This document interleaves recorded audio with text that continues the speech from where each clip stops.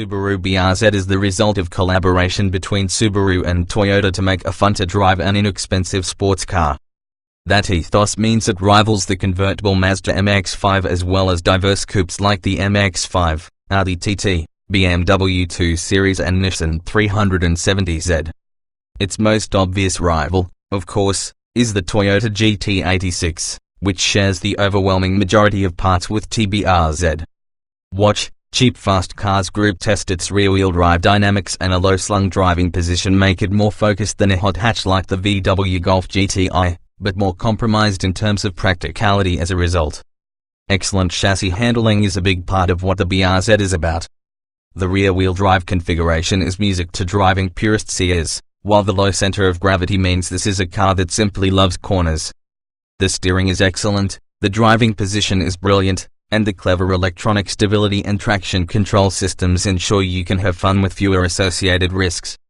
All of this means you can expect a much purer and uncorrupted driving experience compared with a front-wheel drive hot hatchback. Slightly joyless but effective engine. Unlike many modern performance cars, the Subaru BRZ uses a naturally aspirated engine. That means the 2.0-liter four-cylinder petrol unit makes just 200 horsepower, while rival turbocharged cars extract nearly 50% more power from the same sized motor. The advantage, however, is a more linear spread of power over a wider range. You need to reach 7,000 revolutions per minute for peak punch, rather than the laggy bottom and breathless top end associated with the turbo engine. Consequently, the BRZ's power is very predictable and easy to manage. The throttle response is sharp, so when you want a quick burst of power, the Subaru delivers immediately. We'd have liked a more exciting engine note though. As a result, while the BRZ's motor is a very effective tool, it's not something you'll enjoy on an emotional level. Surprising comfort, good specification. Although a sports car, the BRZ isn't what you'd call uncomfortable. Its sports seats are very supportive without being hard, and long journeys pose no real problem.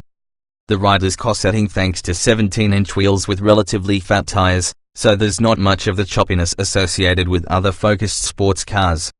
There's also only one trim level and sat-nav is the single option, so all Subaru BRZs come relatively well equipped. Active safety equipment is a notable absence, however. The verdict: let's dismiss the compromises for a start. The rear seats are useless for normal-sized humans, the boot isn't huge, and the lack of turbocharging means you'll be outpaced by diesel hatchbacks.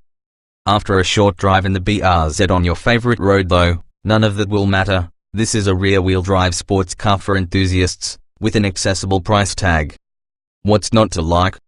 Read on for the full expert in-depth Subaru BRZ coupe review. Only one engine to choose from, a 2.0-liter petrol, a bit gruff and not hugely powerful but smooth and linear. Being out-muscled up by diesel VW Golfs gets boring though. Your options are somewhat limited in terms of engine choice. But that doesn't mean the Subaru BRZ isn't fun.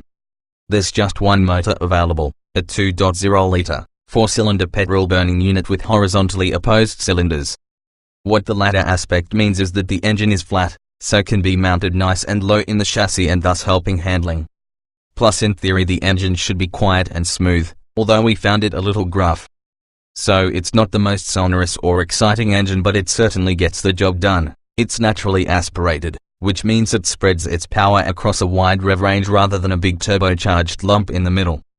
Unfortunately, that also means it's quite slow in comparison with a modern hot hatch or even a diesel-powered VW Golf. Still, straight-line speed is not really what the BRZ is for. Two gearbox choices: there's a choice of a simply excellent 6-speed manual gearbox or an almost as impressive 6-speed automatic. The former enables a sprint to 62 miles per hour in 7.6 seconds with a top speed of 140 miles per hour, while the latter hits 62 miles per hour from standstill in 8.2 seconds with a top speed of 130 miles per hour. A conventional autobox rather than modern twin clutch arrangement means you get rapid gear changes, and it also blips the throttle on the downshift. The engine is responsive, although for maximum effect you'll need to wring it out mercilessly to 7,000 revolutions per minute, where peak power of 200 horsepower is produced. The torque figure is 205 Nm, again available high up in the revs between 6,400 revolutions per minute and 6,600 revolutions per minute. There's no immediate power like in a turbocharged petrol or diesel engine, so while the BRZ is linear and predictable in its delivery, it doesn't feel that fast. Simple but sophisticated chassis, all the ingredients for a good time. A handling revelation at this price. The BRZ handles fantastically.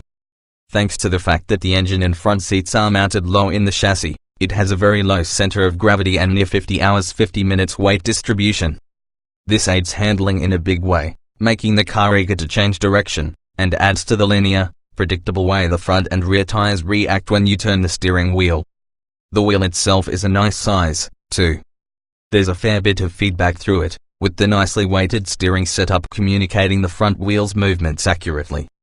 Sophisticated suspension setup. The BRZ has fully independent suspension at both ends of the car, aiding traction and body control. A standard fit limited slip differential also does its part by ensuring the engine's output is fed to whichever of the rear wheels has most traction. The Subaru Vehicle Dynamics Control System does a great job of making sure you can have some fun without ending up backwards in a hedge, or you can switch off all of the driver aids for some true tail-out antics. This might be an activity best kept to the racetrack, though. A facelift in 2017 brought redesigned dampers aimed at reducing body roll and improving comfort, plus more powerful brakes to help bring everything back under control.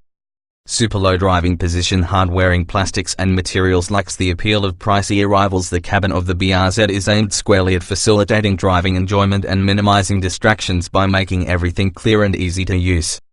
All the controls are within easy reach of the driver. The seating position is fabulously low, meaning an engaging drive and lower center of gravity, and the gear lever placed perfectly.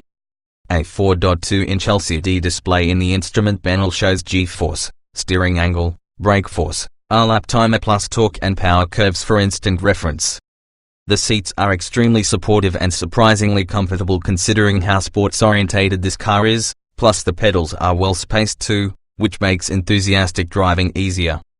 Visibility is fairly good, although in typical coupe fashion it's difficult to see over your shoulder at the car's blind spot thanks to the small rear windows. Everything in the cabin feels hard-wearing and constructed to last. Plus it has been chosen for its non-shiny nature in order to cut down on windscreen reflections.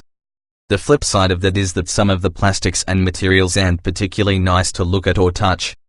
The touch screen is a little frustrating to operate at times too, with a stubby volume knob that can be hard to grip. Seats hold you in place. They're also very comfy, hard work to drive in town considering its singularity of purpose. There's not a lot to complain about regarding the level of comfort in a Subaru BRZ. The ride is surprisingly compliant compared with other modern sports cars thanks to the 17-inch wheels with fairly fat tires. A sound generator increases the noise of the engine from 4,000 revolutions per minute, where the aggressive-sounding engine is fairly vocal, but it's quiet below this, and there isn't much in the way of wind or road noise to annoy the driver.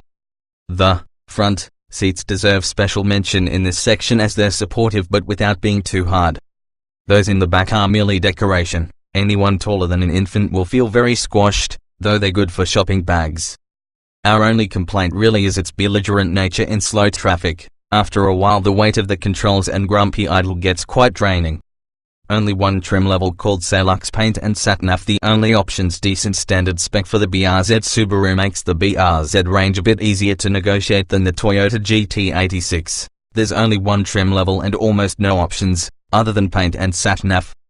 Standard Subaru BRZ coupe equipment. The Subaru BRZ's current single trim level is called Salux and comes with Subaru Starlink infotainment system, 6.2-inch color touchscreen, voice recognition system, USB port, auxiliary audio input, Bluetooth, CD player with 6 speakers, driver's 4.2-inch LCD display including digital speedometer, automatic LED headlights, LED front fog lights and rear combination lamps, power folding door mirrors, 17-inch alloy wheels, manual cruise control, leather steering wheel with red stitching, leathered knob and handbrake lever, aluminum pedals, heated front sports seats, leather and Alcantara, with 6-way manual adjustment on the driver's seat, stainless steel door sill covers, keyless entry and start, dual zone automatic air conditioning, heated door mirrors. Optional extras. Subaru BRZ Coupe. Once you've selected which of the 5 paint colors you want, there's only one other option, whether or not you want Sat-Nav.